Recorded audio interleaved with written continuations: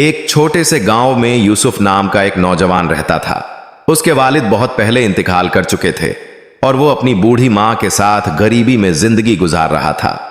वक्त के साथ मुसीबतें बढ़ती गईं। कभी घर में खाने को कुछ ना होता तो कभी मां की तबीयत बिगड़ जाती। यूसुफ थक गया था।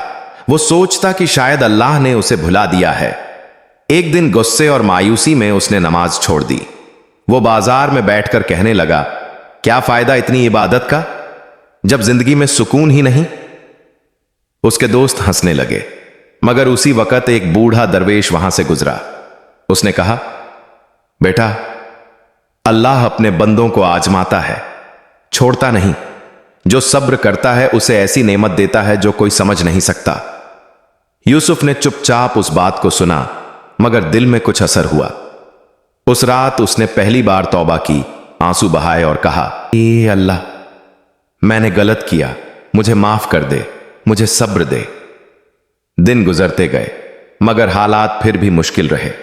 मां की बीमारी बढ़ती जा रही थी और पैसे खत्म हो चुके थे। लेकिन इस बार यूसुफ हर तकलीफ में अल्हम्दुलिल्लाह कहता।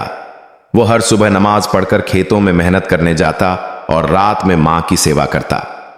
एक दिन गांव में एक अमीर साहब आए जो लोगों की मदद करते थे। उन्होंने यूसुफ को देखा, पसीने से तर मगर चेहरे पर सुकून। उन्होंने पूछा, बेटा, तू हमेशा मुस्कुराता क्यों रहता है? यूसुफ बोला, क्योंकि अब मुझे मालूम है कि हर दर्द के पीछे अल्लाह की रहमत छुपी होती है। उस अमीर ने मुस्कुराकर कहा, अल्लाह तुझसे राजी हो, आज से तू मेरे बाग की देखभाल करेगा। उसने यूसुफ को नौकरी दी और कुछ ही महीनों में यूसुफ की मां का इलाज हो गया। घर में बरकत लौट आई। एक रात यूसुफ ने आसमान की तरफ देखा और रोते हुए कहा, ऐ अल्लाह, अगर उस दिन मैंने तौबा न की होती तो आज ये सुकून न मिलता।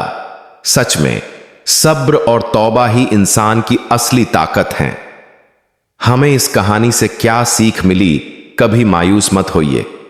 जब हालात सबसे कठिन लगें तो समझिए कि अल्लाह आपको अपने करीब बुला रहा है।